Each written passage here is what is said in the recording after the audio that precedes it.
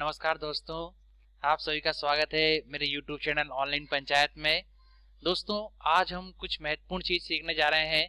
अभी अभी आवास प्लस ऐप पर एक न्यू अपडेट आया है, तो हम उसी न्यू अपडेट के बारे में सीखने जा रहे हैं। तो दोस्तों, आपको ये पता ही है कि हम प्रधानमंत्री आवास योजना की जो आवास प्लस पे लॉगिन के लिए जो हमें लाना है वो किस तरह से लाएंगे। पहले हमें URL में टाइप करना पड़ेगा PMAYG प्रधानमंत्री आवास योजना ग्रामीण .nic.in। ठीक है दोस्तों, इससे आप सीधे यहाँ पर आ जाएंगे। इसके बाद हमें क्या करना है, ये आवास सॉफ्ट पे क्लिक करके डेटा एंट्री पर क्लिक करना है। ये देखिए मैंने क्लिक किया, जैसे ही क्लिक करते हैं हम तो ये पेज ओपन हो जाता है। इसके बाद दोस्तों हमें यहाँ क्लिक करना रहता है डेटा एंट्री फॉर आवास प्लस। अब हम लॉगिन ऑप्शन पर क्लिक करेंगे। ये देखिए जैसे ही क्लिक किया तो यहाँ स्टेट्स का पूछने लगता है। हम अपना स्टेट सेलेक्ट करेंगे और कंटिन्यू पर क्लिक करेंगे। अब दोस्तों इसके बाद यहाँ हमें लॉगिन करना है, यूजर नेम पासवर्ड, फिर यहाँ कैप्चा कोड डालना है। इसके बाद हम लॉगिन ऑप्शन पर क्लिक करते हैं। दोस्तों अभी तक आप आधार अपडेट का काम कर ही रहे थे, जैसा आप मेरे पुराने वीडियोस में देख ही रहे हैं। आप आधार अपडेट आराम से कर ही रहे हैं। यहाँ update Aadhaar and upload consent form, इस ऑप्शन पर क्लिक करके आधार अपडेट कर रहे हैं। Update reject Aadhaar and upload consent form से भी मैंने पुराने वीडियोस में बता दिया इन ऑप्शन से क्या उपयोग करना है। ये ऑप्शन से बता दिया update Aadhaar and upload consent form for family member. दोस्तों आज एक नया ऑप्शन यहाँ पर आ गया है और ये बहुत ही महत्वपूर्ण जो है यहाँ ऑप्शन आ गया है, और इसका मैं आपको आदेश भी दिखा रहा हूँ। ये आ गया दोस्तों identification of in eligible families in आवास प्लस डाटा। मतलब क्या है, आइडेंटिफिकेशन करना ऐसी फैमिलीज का जो कि अपात्र हैं, एलिजिबल नहीं है, इन एलिजिबल जो कि अपात्र हैं, पात्र नहीं है, उनका आवास प्लस डाटा में आइडेंटिफिकेशन करना। तो identification of in eligible families in आवास प्लस डाटा। ठीक है दोस्तों, तो सबसे पहले हम क्या करते हैं, इससे संबंधित एक आदेश देख लेते हैं, फिर हम इस पर क्लिक करके काम करते हैं। ठीक है दोस्तों, तो हम देखिए मैं आपको बताता हूँ, ये आज ही आदेश आया भी है हम सबको कार्य करने के लिए। तो ये देखिए दोस्तों ये आया है, इसे प्रधानमंत्री आवास योजना ग्रामीण अंतर्गत आवास प्लस ऐप के माध्यम से जुड़े गए परिवारों के संबंध में। तो दोस्तों अभी तक क्या हुआ था कि हम सामाजिक आर्थिक एवं जातीय जनगणना 2011 सर्वे में छूटे हुए पात्र परिवारों के नाम आवास प्लस ऐप के माध्यम से जोड़े गए हैं। जोड़े गए परिवार एवं उनके सदस्यों की आधार शीटिंग 100% पूर्ण करने हेतु भारत सरकार द्वारा अंतिम तिथि दिनांक 31/8/2020 निर्धारित की गई है।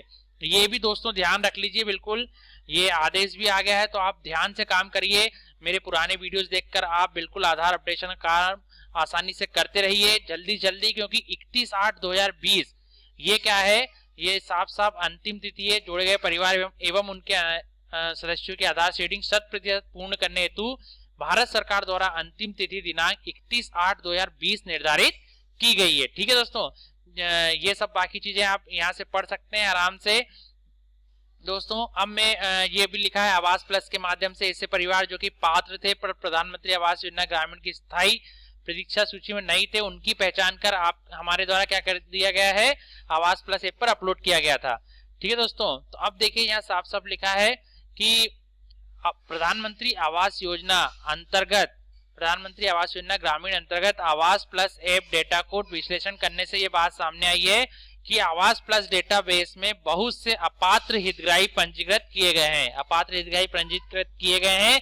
तो इनके आधार पर दोस्तों हमने कई बार, अभी क्या हुआ था, अपात्र जो हितग्राही थे उनके हम आधार अपडेट नहीं कर पाए थे, इसलिए ने उसी संबंध में आदेश दिया है कि इसी क्रम में आवास प्लस में परिवार के समस्त सदस्य जो 15 वर्ष के ऊपर के हैं उनके आधार शीटिंग के निर्देश दिए गए थे। अतः जिन परिवार सदस्यों के आधार शीटिंग शेष है उन परिवार सदस्य की सहमति से अपलोड करने की कार्रवाई तो हमें जारी रखना ही है। साथ ही आवास प्लस ऐप के अपलोडेड परिवारों के सत्यापन की कार्रवाई करते हुए अपात्र हितग्राहियों को आवास प्लस ऐप से जो पैरामीटर है उसके अनुसार अलग करना है। ये पैरामीटर दोस्तों इस तरह से है, पहला है प्रधानमंत्री आवास योजना ग्रामीण की क्रियान्वयन का फ्रेमवर्क में दिए गए अपात्रता के 13 बिंदु है ही दोस्तों, वो अभी मैं आपको फिर से बता दूंगा। दूसरा, परिवार जिनका पक्का आवास है अथवा इस दौरान पक्का आवास निर्माण कर लिया है, मतलब हमने जब रजिस्ट्रेशन किया था जब पक्का आवास नहीं था, अब पक्का आवास बना लिया उन्होंने। परिवार जो केंद्र राज्य सरकार द्वारा संचालित किसी आवास योजना के अंतर्गत लाभान्वित हो गया है। ठीक है दोस्तों, और परिवार जो केंद्र राज्य सरकार द्वारा संचालित किसी आवास योजना के अंतर्गत प्राथमिकता सूची में पूर्व से ही सम्मिलित है, और परिवार जो स्थायी रूप से पलायन कर गए हैं, स्थायी रूप से हमारे गांव से पलायन कर गए हैं, बाहर चले गए हैं। और फिर छठवां पॉइंट है, परिवार के मुखिया की मृत्यु हो गई है एवं उसका कोई वैध उत्तराधिकारी नहीं है। मतलब एक परिवार, मान लीजिए एक ही मुखिया था और वो उसकी मृत्यु हो गई है और कोई उत्तराधिकारी नहीं है, तो वो अपात्र कहलाएगा। अनविलिंग हाउस होल्ड, जो कि घर बनाना नहीं चाहते हैं, अपना घर नहीं चाहते। रिमूवल ऑफ डुप्लीकेट एंट्रीज, हो सकता है दोस्तों उस समय आवास प्लस में हमसे एक ही व्यक्ति की 3 बार एंट्री हो गई हो, 2 बार हो गई हो, तो हम आधार अपडेट तो एक ही बार कर पाएंगे, तो बाकी 2 बार हमें अपात्र करके डिलीट करना होगा। ठीक है। नोवा है for minor head house hold, मतलब जो 18 साल से कम के हैं माइनर, और उनके if the parent are dead, यदि उनके पेरेंट्स माता पिता डेड हो चुके हैं, मृत हो चुके हैं, और if the parents are alive deeming them as separate household is not tenable, और यदि जिंदा भी हैं, अलाइव भी हैं और वो चाहते हैं कि उनको अलग से हाउस बच्चों को नहीं दिया जाए, तो अपात्र हो जाएंगे। 10वां, किसी अन्य राज्य विशिष्ट कारण के लिए ग्रामीण विकास मंत्रालय भारत सरकार की पूर्वोन्नति अलग से मांगी जा सकती है। और कुछ कारण हो तो दोस्तों हम बता भी सकते हैं, तो आप यदि आपको भी लगता है और कुछ कारण तो आप कमेंट बॉक्स में जरूर लिख सकते हैं। तो दोस्तों अब देखिए इन सब की कार्रवाई कब तक होना चाहिए, अतः उपरोक्त अनुसार कार्रवाई दिनांक 10/9/2020 तक पूर्ण की जावे। और इस संबंध में तो ठीक है दोस्तों, तो इस संबंध में सर्व संबंधितों को संसूचित किया जाए। तो दोस्तों ये जो कार्रवाई है हमें 10/9/2020 मतलब 10 सितंबर तक पूर्ण करनी है। ठीक है दोस्तों, तो हमारा जो मैंने आपको 2 डेट बता दी, एक तो 31/8 जो डेट बताई है मैंने आपको, ये आधार शीटिंग की है मेन 31/8/2020, और अंतिम तिथि जो हमारे अपात्र लोगों को जो हमको आइडेंटिफिकेशन करना उसकी है 10 सितंबर 10/9/2020। ठीक है दोस्तों, तो ये मैंने आपको बता दिया। अब हम चलते हैं प्रधानमंत्री आवास योजना ग्रामीण पर। ठीक है, ये हम लॉगिन किए हुए हैं दोस्तों, तो आज हम इसका जो ऑप्शन समझ रहे हैं उसी के बारे में मैंने आपको आदेश दिखाया, आपको आदेश समझाया दोस्तों। तो अब हम क्लिक करते हैं identification of in eligible families in आवास प्लस डाटा। चलिए मैं क्लिक करता हूं इस पर। दोस्तों जैसे ही हम इस पर क्लिक करेंगे तो यहाँ लिखा जाएगा remove remand house hold from आवास प्लस। दोस्तों यहाँ पंचायत सेलेक्ट करना है हमें, ये हम पंचायत सेलेक्ट कर लेंगे हमारी। इसके बाद दोस्तों विलेज सेलेक्ट करना है हमें, तो विलेज हम सेलेक्ट कर लेंगे। इसके बाद तो आपकी पंचायत में जितने विलेज हैं वो यहाँ दिखने लगेंगे, वो हम सेलेक्ट कर लेंगे।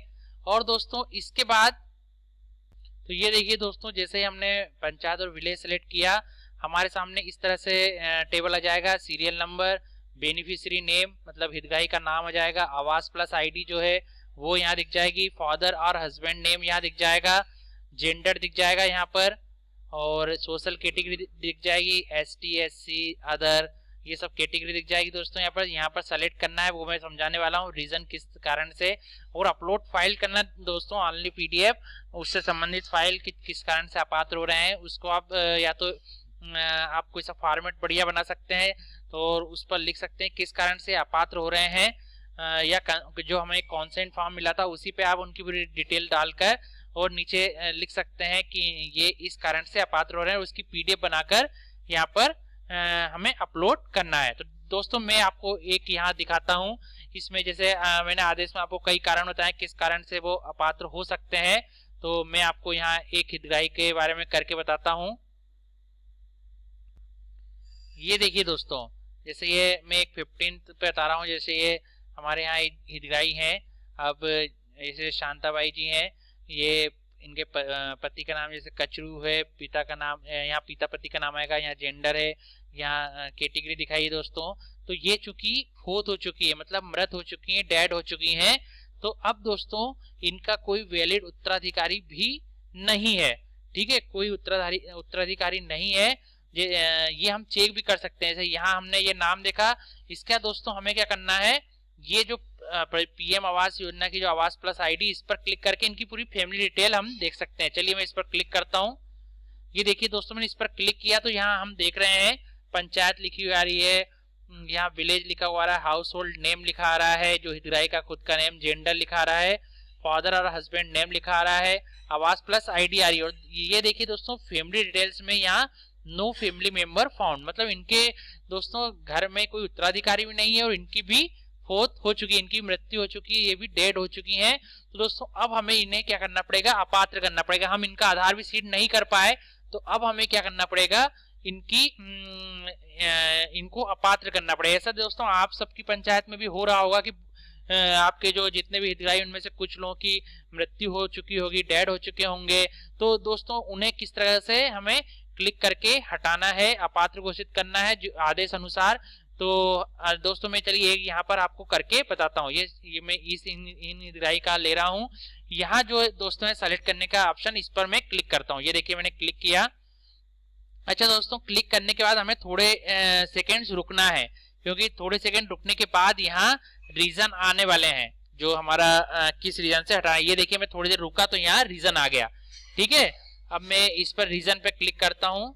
ये देखिए दोस्तों, जैसे ही रीजन पे क्लिक किया, रीजन मतलब जो भी कारण से हम इनको अपात्र घोषित कर रहे हैं, ये देखिए दोस्तों बहुत सारे यहाँ पर रीजन आ गए हैं। एक एक करके रीजन यहाँ आप आराम से पढ़ सकते हैं। और यदि आपको लगता है कि इनको और समझने की जरूरत है तो आप मुझे बताइएगा, तो मैं आपको बिल्कुल और एक एक को डिटेल में समझा दूंगा। अभी मैं सिंपली समझा देता हूँ। पहला है मोटराइज 2, 3, 4 व्हीलर, यदि किसी के पास है। यदि 2, 3, 4 व्हीलर एग्रीकल्चर मतलब कृषि उपकरण है। किसान क्रेडिट कार्ड है, और किसान क्रेडिट कार्ड भी है तो किसकी लिमिट 50,000 उसके ज्यादा होगी तो 50,000 उससे कम किसान क्रेडिट कार्ड है तो उसको पात्र घोषित नहीं करना है। ऐसे ही household with any member as a government employee, यदि घर में जो है हाउस होल्ड वो यदि सरकारी नौकरी में, ये सब आपको पता ही है दोस्तों। तो ऐसा आप सारी चीजें दे सकते हैं। पेइंग इनकम टैक्स, यदि कोई इनकम टैक्स दे रहा है, कोई प्रोफेशनल टैक्स दे रहे हैं, रेफ्रिजरेटर है, लैंडलाइन फोन है, सब बहुत सारी चीजें हैं दोस्तों। ये जमीन का भी यहाँ लिखा है कि 5 acres or more of irrigated land for 2 or more crop season। ठीक है दोस्तों, ऐसे कई सारे यहाँ पर ऑप्शंस हैं। तो ये ऑप्शंस आप सब पढ़ लेंगे। यदि आपको लगता है तो मैं इसके लिए एक अलग वीडियो बना के पूरे ऑप्शंस का, जो पूरी यहाँ पर कैटेगरी दी हुई है कि किन कैटेगरी के तहत हम अपात्र घोषित कर सकते हैं, तो वो उनका पूरा मैं एक अलग वीडियो बनाकर आपको बता दूंगा। तो दोस्तों अभी मैं चूंकि आपको बता रहा हूँ कि यदि कोई फोर्थ हो गए हैं तो ये इस ऑप्शन पर हम क्लिक करेंगे, death of head of household and no legal heir. मतलब उनके दोस्तों ये जिनका मैं कर रहा हूँ, इनका ये क्या थे, जो डेथ हो चुकी है of head of household and no legal heir, मतलब कोई उनका उत्तराधिकारी नहीं है, लीगल उत्तराधिकारी नहीं है, इसलिए इस ऑप्शन पर क्लिक करूंगा। आप और भी ऑप्शन पे क्लिक कर सकते हैं। मान लीजिए किसी का डुप्लीकेट आपने एंट्री कर दी, एक व्यक्ति के 3-3 बार एंट्री कर दी है तो एक बार ही आधार अपडेट होगा, 2 बार नहीं हुआ तो उसमें आप यहाँ से रिमूवल ऑफ डुप्लीकेट एंट्री से हटा सकते हैं। ठीक है दोस्तों, तो इस तरह से ये सारे ऑप्शन हैं। मैं आपको ये वाले ऑप्शन का एक करके बता देता हूँ, death of head of household and no legal heir. मैंने इस पर क्लिक किया। इसका दोस्तों क्या करना है, ये चूज फाइल पर, जैसा मैंने आपको बताया कि चूज फाइल से हमें या तो कंसेंट फॉर्म पे हम लिख के पीडीएफ बना सकते हैं कि ये जो हितग्राही है ये डेथ हो चुकी है, इनकी फोत हो चुकी है और कोई लीगल उत्तराधिकारी नहीं है, और उसको यहाँ लोड कर सकते हैं। या यदि आपको आपकी पंचायत से, आपकी जनपद पंचायत, जिला पंचायत कोई सा फॉर्मेट प्राप्त होता है तो आप उसको यहाँ पर लोड कर सकते हैं। चलिए मैं अभी आपको एक लोड करके बताता हूँ। तो ये देखिए दोस्तों, मैं ये एक पीडीएफ फाइल यहाँ पर लोड करता हूँ। यहाँ साफ साफ लिखा रहा है size not allowed larger than 100 KB, मतलब हमें 100 KB से छोटा ही साइज यहाँ लेना है। तो चलिए मैं 100 KB से छोटा साइज करके यहाँ पर अपलोड करता हूँ। तो दोस्तों मैंने क्या करा है, जो फाइल थी मेरी पीडीएफ फाइल थी उसको मैंने 100 KB से कम कर लिया है। तो उसको दोस्तों हम कितनी भी कम कर सकते हैं, 10 KB, 20 KB, 30 KB, 50 KB, जितनी भी कम हो सकती है। 100 KB से कम होना चाहिए, 100 KB से ऊपर नहीं होना चाहिए। तो चलिए अब हम उसको यहाँ से चूज फाइल से सेलेक्ट करते हैं और फिर अपडेट करते हैं। ठीक है, ये मैंने चूज फाइल पे क्लिक किया। अब मैंने इसकी 20 KB की फाइल कर ली। अब मैं यहाँ पर सेलेक्ट कर रहा हूँ। तो ये दोस्तों यहाँ देखिए ये फाइल अब सेलेक्ट हो चुकी है। तो दोस्तों हमें क्या करना है, मेन जो हमें पीडीएफ फाइल यहाँ सेलेक्ट करना है वह 100 KB से कम की होना चाहिए। तो मैंने अब 20 KB की फाइल सेलेक्ट कर ली है। अब दोस्तों मैं अपडेट ऑप्शन पर क्लिक करता हूँ। ये देखिए मैं अपडेट पर क्लिक कर रहा हूँ। ये मैं आपको बिल्कुल बता देता हूँ कि मैंने क्या किया था। जो हमारे यहाँ ये आवेदक हैं इनकी मृत्यु हो चुकी है, फोत हो चुके हैं और उनका क्या है, कोई भी लीगल जो वारिस है वो नहीं है। तो इसलिए मैंने यहाँ क्लिक किया था death of head of household and no legal heir. ठीक है, तो यहाँ चूज फाइल भी कर ली है। अब मैं किस पे करता हूँ, अपडेट ऑप्शन पर क्लिक। चलिए मैं क्लिक करता हूँ। तो दोस्तों अब हम देखते हैं क्या मैसेज आता है। हमने अपडेट ऑप्शन पर क्लिक कर दिया है। तो हमने ये पहला यहाँ अभी केस जो मैंने करा है, ये death of head of household and no legal, जो हेयर मतलब कोई लीगल इनका उत्तराधिकारी भी नहीं है। तो ये देखिए दोस्तों, ये जो फाइल है यहाँ से वो वाली फाइल हट चुकी है। ठीक है दोस्तों, तो ये कैसे अपडेट होगा, जैसे ही हम अपडेट करेंगे तो हमारा जो ये शांता भाई यहाँ थी तो इनका नाम यहाँ से हट चुका है। ठीक है, ये इस नंबर पे थी यहाँ पर, तो ये यहाँ उनका शांता भाई का नाम हट गया है। तो आप जैसे ही दोस्तों पूरी डिटेल फिल करके अपडेट ऑप्शन पर क्लिक करेंगे तो उनका नाम क्या होगा, लिस्ट में से हटता जाएगा। ठीक है दोस्तों, तो मैंने आपको दोस्तों इसमें सभी चीजें बता दी, आदेश भी बता दिया है किस तरह से हमें कार्य करना है, और पूरी प्रोसेस भी बता दी है किस तरह से कार्य करना है, और इसमें रीजन हमें क्या क्या सेलेक्ट करना है वो भी बता दिए हैं। आपको जिस हितग्राही के लिए जो उचित रीजन होगा वो रीजन आपको सेलेक्ट करना है, और फिर इस तरह से अपडेट करना है दोस्तों। और फाइल जो है वो 100 KB से कम की होना चाहिए। ठीक है दोस्तों, तो इस तरह से मैंने आपको एक करके बता दिया। आप ऐसे ही सारे सेलेक्ट कर सकते हैं, जितने भी हितग्राहियों का आपको जो आपको लग रहा है कि ये अपात्र हैं, जो आदेश और जो नियम है उनके उनको देखते हुए, तो आप उस तरह से उनको यहाँ से अपडेट करके उनको उनका जो नाम है वो यहाँ से दोस्तों हटा सकते हैं। ठीक है, जिन जिनको हम अपडेट करते जाएंगे दोस्तों, जिनका काम पूरी तरीके से हम यहाँ फिल करके, और जैसे अपडेट ऑप्शन पर क्लिक करेंगे तो उनके नाम इस सूची में से हटते जाएंगे। ठीक है दोस्तों, तो दोस्तों आज के लिए इतना बहुत है। और आप ये जरूर याद रखिएगा कि मेरी YouTube चैनल ऑनलाइन पंचायत है, और आप सभी को सब्सक्राइब जरूर करना है, क्योंकि सब्सक्राइब करने से ही आपको प्रत्येक नए वीडियो और प्रत्येक नए अपडेट की जानकारी मिलती रहेगी। तो दोस्तों इस पर अभी इतना ही अपडेट है, और बहुत बढ़िया काम हो रहा है दोस्तों। अब यदि इसके बाद जैसे ही कोई न्यू अपडेट आता है तो मैं आपको जरूर इन्फॉर्म करता हूं और उस पर वीडियो पोस्ट करता हूं। तो दोस्तों इस तरह से आप पूरी प्रोसेस कर सकते हैं आराम से, और अपना कार्य पूरा कर सकते हैं। दोस्तों आपको यदि कोई भी दिक्कत आती है तो आप कमेंट बॉक्स में लिखकर जरूर पूछिए। आप सभी का बहुत बहुत धन्यवाद दोस्तों।